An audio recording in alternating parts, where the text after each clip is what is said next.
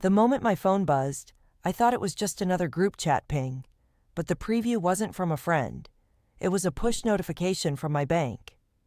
Withdrawal, $12,000 from college savings account. I felt the air drain from my lungs. $12,000 in one transfer. My fork froze halfway to my mouth, the PTA fundraiser chatter fading into the strange, muffled hum. My stepmother was 5 seats down, leaning into the principal, her laugh sharp and bright like glass breaking. She didn't seem to notice I'd paled. Or maybe she didn't care. I swiped open the app under the table. The transaction detail popped up. Payee Ashford Elite Tutoring. I'd never heard of them. No email notification, no discussion, nothing. That account, my mother's gift to me before she passed, had only one purpose, and it wasn't private tutors I hadn't requested. I glanced up at her. She wore that polished expression she'd perfected. Every hair in place, voice warm when others were listening. For the rest of the table, she was the devoted guardian supporting a bright teenager. To me, a woman who always seemed to know exactly how to maneuver me into corners I couldn't get out of. A slow, hot panic started behind my ribs. I tried to swallow, but the taste of salmon had turned metallic. I typed Ashford Elite Tutoring into my browser. The top result made my stomach pitch. It wasn't a local prep course. It was an exclusive program partnered with a private academy. The very same one her own daughter, my stepsister, had been dying to get into. I locked my phone, hands trembling under the tablecloth, cheeks aching from forcing a polite smile I no longer felt.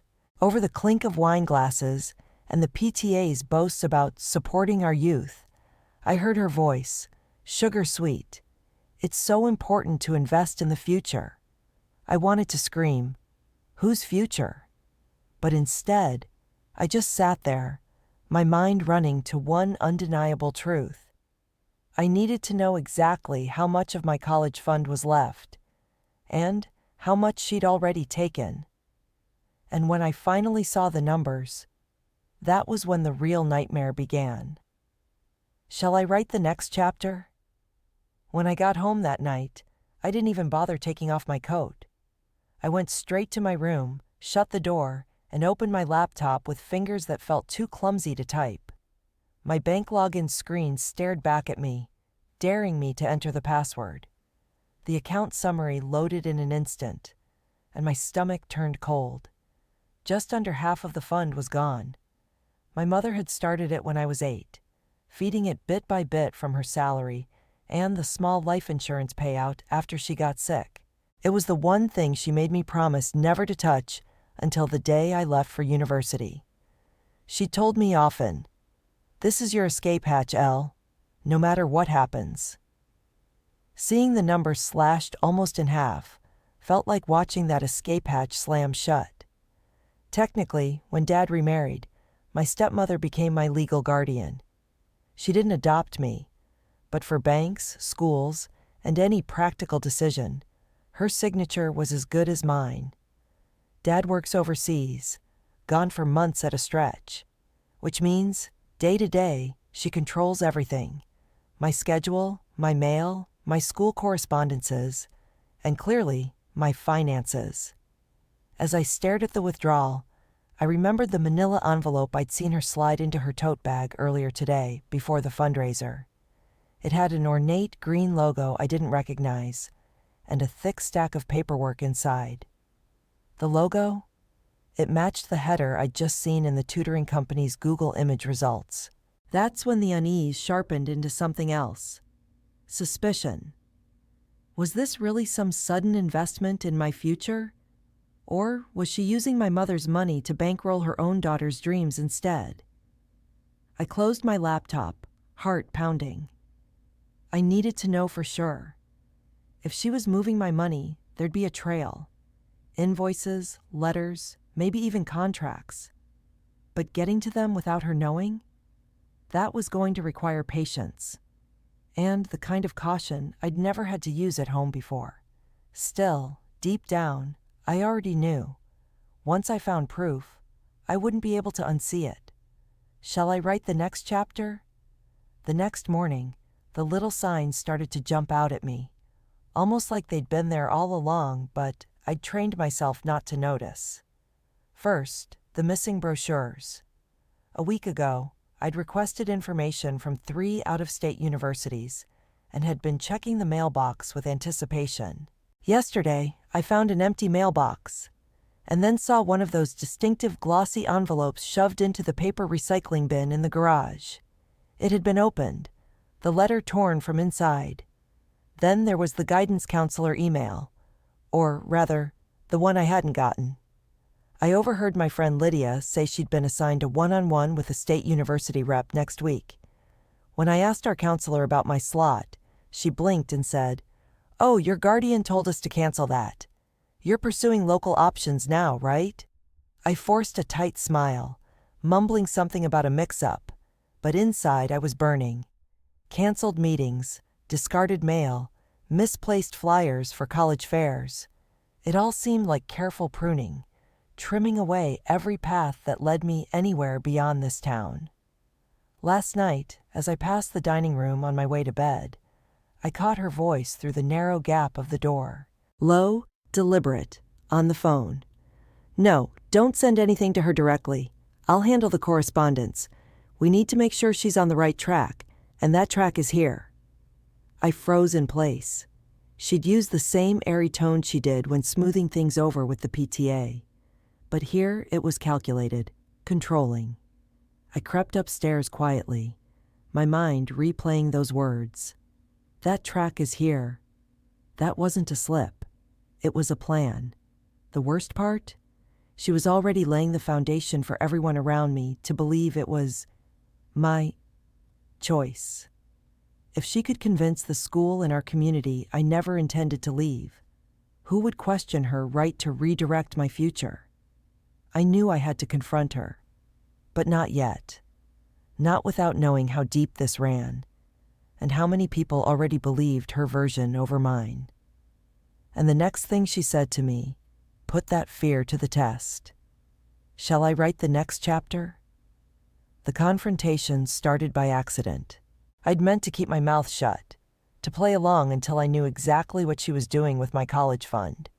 But the moment I saw her standing in the kitchen that Saturday morning, scrolling on her phone like nothing had happened, the question jumped out of me.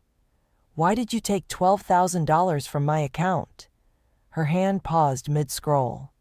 Slowly, she set the phone on the counter and looked up at me with that expression, half pity, half irritation, that always made me feel like a child. I didn't take anything, Elle. I withdrew it to invest in a prep course. I've been trying to help you succeed. A prep course I never signed up for, never even heard of, I shot back.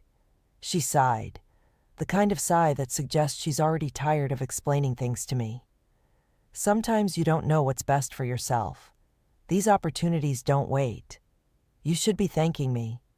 Was this for me? I demanded. Or for Ava? Her eyes sharpened. Do you really think I would ever? You're just jealous because I treat her equally. I felt my blood rush to my ears. Equal treatment? My mother's savings weren't hers to equalize. When I pushed again, she leaned in, voice lowering into something harsher. If you actually wanted to succeed, you'd trust me. Your mother would want this. That last sentence hit me like a slap. She said it so casually, as if she had known my mother better than I had. Later that day, I went to our guidance counselor, hoping for some reality check. Instead, she told me gently that my updated file only listed local technical colleges and 2-year programs. Your guardian sent over the revisions herself, she explained. She said you've decided not to move away for school, that it's too much, too soon. I just stared at her, words failing me. The script was already in place, and I wasn't the one who'd written it. And that night, she performed the next move of that script in public, where I couldn't stop it. Shall I write the next chapter? It happened at the annual PTA Student Recognition Night, the one where every promising junior and senior gets paraded across the stage to have their so-called achievements applauded by a room full of grinning adults. I'd barely stepped into the school auditorium when I saw her gliding toward the front rows, hair perfect, dress in one of those pale, flattering tones that made people call her elegant. She didn't wave me over. She motioned like I was a prop to be placed. When it was my turn to go up for the academic excellence mention, she stepped toward the podium before I even reached the stairs. "We're all so proud of Elle," she beamed into the microphone, not only for her grades, but for her decision to invest her talents here at home, in our community. A murmur of approval swept through the audience. She went on, voice warm, almost maternal. "It's rare to see someone so young willing to put aside the lure of big city universities to stay and contribute where she's needed most." The applause was deafening. I could feel heat rising from my collarbone to my face. My decision? This was the first I'd heard of it. She had just broadcast her version of my future to half the school, cementing the narrative in public. I caught Lydia's eyes in the second row. Her mouth formed the words, "That's not true, right?" I shook my head as in the tiniest no, but already I could see the uncertainty in her expression. That night, I couldn't sleep. My phone buzzed with texts from classmates saying how brave and selfless I was. Brave for giving up my dream. Selfless for letting everyone assume it had been my choice. If I let this version stick, no one would believe me later. Not teachers, not admissions officers, maybe not even my dad. So the next day, I tried to fix it the only way I knew how, going straight to the source. Shall I write the next chapter? First thing Monday morning, I called the bank from the corner of the library, where the hum of the copy machine could hide my voice. My fingers were sweaty on the handset as I gave my account details. "I want to put a stop on any further withdrawals from my college savings," I told the representative. "No one except me should have access." Her tone was calm but final. "I'm sorry, ma'am. Because you're under 18, your legal guardian retains co-access. Unless both parties agree, we cannot restrict activity on the account." It felt like a trap snapping shut. My next move was to call Dad overseas. It went to voicemail twice. When he finally picked up on the third try, the background noise was loud. Some echoey airport or conference center. I blurted out everything. The withdrawals, the school rumors, the public announcement. He sounded distant, distracted. "Elle, we'll talk when things calm down here. For now, I'm sure she's making choices in your best interest." It was like he'd swallowed her version whole without even tasting it. The pit in my stomach deepened. Still, I wasn't about to give up. That afternoon, I sat at my desk and wrote a formal letter, citing the account number and requesting no funds be withdrawn without my written consent. I addressed it to the bank's head office, signed it, slid it into an envelope, and placed it carefully by the door to post the next morning. But by the next morning, the envelope was gone. When I asked her about it over breakfast, she smiled faintly without looking up from her coffee. "Oh, I noticed you were about to make a mistake. I saved you the embarrassment. You'll thank me one day." I wanted to throw my cup against the wall. That evening, another bank alert came through. $3,000 withdrawn. Not a single word to me, just gone. It was then I realized, waiting for permission, asking politely, would get me nowhere. I needed evidence, undeniable and physical, that she was diverting that money for her own agenda. And one afternoon, while she was distracted at a 2-hour hair appointment, I finally found my way into her study. Shall I write the next chapter? Her study smelled faintly of her perfume, that expensive, crisp citrus floral she wore like armor. I stood in the doorway for a moment, listening for any sound in the house.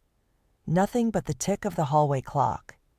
The desk was locked, but I'd watched her enough times to know she left the key in the little ceramic dish by the bookshelf. My hands were shaking so badly I nearly dropped it. Inside the top drawer was the usual clutter: pens, unopened letters, a neatly stacked pile of PTA agendas. But under that was a thick folder labeled Ava, Admissions. In looping handwriting, my stomach clenched. Ava was my stepsister. I flipped it open. The first few pages were glossy brochures for Ashford Academy, the elite private high school Ava had been obsessed with. Beneath that, stapled invoices from Ashford Elite Tutoring, the exact name from my bank statement, showing payments in the precise amounts withdrawn from my college fund. Several bore my account number in the payment reference line. My heart thudded as I traced the numbers. My mother's money, being funneled into Ava's education, tucked into the back of the folder, almost as an afterthought, was the most damning thing: a printout of an email to my father. Elle is still undecided about university. I worry she's not ready to handle the responsibilities of living away from home, and the big city might overwhelm her. I'm guiding her towards something more manageable here first. Undecided? Not ready? Those words weren't just lies. They were bricks in the wall she was building to keep me here. I stuffed my phone between the folder's pages and snapped photo after photo. Invoices, withdrawals, the email. My pulse was so loud, I thought it might drown out the click of the camera. By the time I slid everything back exactly as I'd found it, a tiny shred of calm had replaced my panic. I had proof now. Proof no one could claim was misunderstood. But when I closed her study door, I realized something else. I couldn't approach my father yet. If she got to him first, she'd have her counterstory ready. I needed to act fast before she could bury my version completely, and the only way to do that was to go over both of their heads. Shall I write the next chapter? The decision settled over me like a weight I couldn't put down. Heavy, yes, but solid. I wasn't going to plead or tiptoe anymore. I was going to take this to someone who couldn't be charmed or manipulated by her smile. The next morning before school, I texted Mrs. Keating, my late mother's closest friend. She was a paralegal who'd once told me, "If you ever get tangled in something big, you call me before you sign or say anything." I sent her only this: "Can we meet today? Urgent. About my college fund." Her reply came within minutes. "My office, noon. Don't be late." Walking into that sterile lobby felt like crossing a line I couldn't uncross. I slid the printed photos across her desk. She put on glasses and didn't speak for a long minute. When she finally looked up, her jaw was tight. "This is more than questionable, Elle. This is misuse of funds held in your name. And lying to your father like this? It complicates her position as guardian." My heart pounded. What can I do when I'm still under 18? You can document, thoroughly, and you can file a formal complaint through your school's liaison to the State Board of Education, especially since she's using the money to interfere with your academic opportunities. The plan was forming right there at her desk. Deadline, paperwork, escalation. It wasn't going to be instant, but it would move. That evening, I came home with a manila folder of forms tucked under my jacket. I was heading upstairs to hide them when I heard the sliding sound of my bedroom door opening. She stood there, leaning casually on the frame, wearing that honey-coated smile. "We need to talk," she said. Her tone was deceptively light, but her eyes? Cold, calculating. And something in me knew she'd either sensed I was going around her or had discovered exactly who I'd met with today. Shall I write the next chapter? We stood in the kitchen, the air between us so tight I could hear the faint hum of the fridge over my own heartbeat. She set her phone face down on the counter, like she was clearing the stage before delivering a performance. "I heard you've been busy," she began, her voice a low purr. It sounded almost amused, but her eyes never wavered from my face. running around with little folders, talking to people about things you don't understand. I didn't move. I didn't want to give away that my pulse had shot straight into my throat. I understand enough, I said. Enough to know that money isn't yours. It was never yours. She laughed, a quick, sharp sound. Oh, Elle, when will you realize? Everything I do for you. Ava's schooling benefits you too. A happy household, equitable opportunity. Equitable? My voice cracked, and I hated it. Using my mother's savings to pay for your daughter's dream school while you sabotage mine? That's equitable to you? The slam of a door interrupted us. Ava stood frozen in the hallway, her dance bag slipping from her shoulder. What are you talking about? She asked, looking between us. The faintest tremor ran through her voice. For a second, my stepmother's composure faltered. Go upstairs, Ava. This isn't... It is, I cut in, pulling my phone from my pocket. My thumb swiped to the photos. The invoices, the bank transfers, the email to Dad. I held it out. Ask her what all this is, and then ask her if she ever planned on telling either of us the truth. Ava stepped closer, eyes scanning each image, her forehead creased, her lips parting soundlessly. You used her college money? Mom, seriously?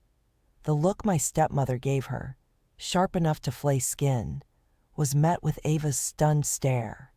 I felt a strange mix of vindication and dread, because for the first time, Ava's loyalty wasn't automatic, and that tiny shift was enough for my stepmother to realize her grip was fracturing, which is why she snatched the phone from my hand and stormed toward the front door with a hissed, "I'm fixing this before you ruin everything."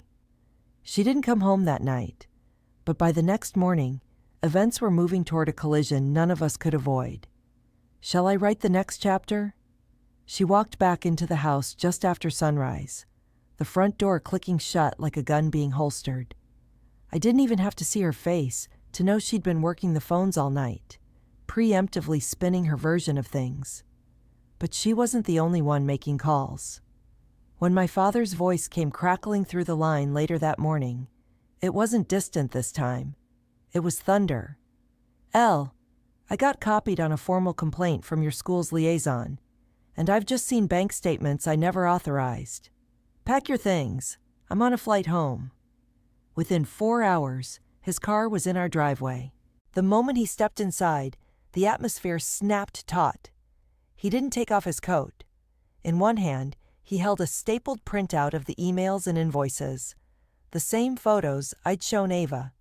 He turned to my stepmother, his voice ice. Explain, now. She tried, of course, claiming it was strategic resource sharing, that I was overdramatic, that she had verbal permission from him months ago. But every sentence sounded thinner, weaker, against the solid proof on paper. Ava stood off to the side, twisting her bracelet, finally blurting, "Dad, she told me it was her money. I didn't know." That's when his jaw hardened, the decision forming in real time. Effective immediately, you have no access to Elle's accounts or her educational planning. I'll be speaking to my attorney about removing you from every financial tie to my daughter. Her mouth opened, closed, opened again, but nothing came out. The shift was brutal and complete. Everything she'd built, the control, the careful image, the scripted future, was unraveling in front of her, and there was nothing she could do to stop it. I didn't know yet exactly what life would look like after this storm, but in that moment, I felt the first taste of breathing space I'd had in months, and the next conversation Dad and I had changed the guard on my future forever. Shall I write the next chapter? We sat at the kitchen table after she'd retreated upstairs, the folder of documents between us like some fragile but powerful weapon. Dad still had that furious edge in his eyes, but underneath it, I could see something else. Guilt. "I should have paid more attention," he said quietly. "I should have listened when you called me from overseas. I'm sorry, Elle. I shrugged, though my throat felt tight. I just didn't know if I was overreacting at first. But then I saw where the money was going. I tapped the invoices. She was never going to let me leave, Dad. She made sure everyone believed I didn't want to. He shook his head slowly. Not anymore, she won't. His voice firmed. I've already called the bank to have the funds moved into an independent trust. You'll be the sole beneficiary. I'll also be contacting her privately retained her right to make any guardianship decisions about you. She doesn't get to rewrite your plans. For a moment, my chest loosened in a way I hadn't realized was possible. The accounts, my future, would finally be locked away from her reach. As if reading my thoughts, Dad added, "This isn't just about the money. It's about who gets to control your choices. From now on, it's you." I didn't realize I was crying until warm tears slipped down my cheeks. Dealing with her had made me forget what it felt like to have my corner occupied by someone who was actually there for me. We heard a floorboard creak upstairs. She was listening, probably already calculating her next move. But it didn't matter. The structure that had let her pull those strings had just been dismantled. The next day, I hand-carried my university applications to the post office, every form addressed out of state, tucked safely into envelopes only I had touched. Whatever she planned to say about me now, it was too late. The truth was out. The money was mine. And for once, the future felt like it belonged to me again.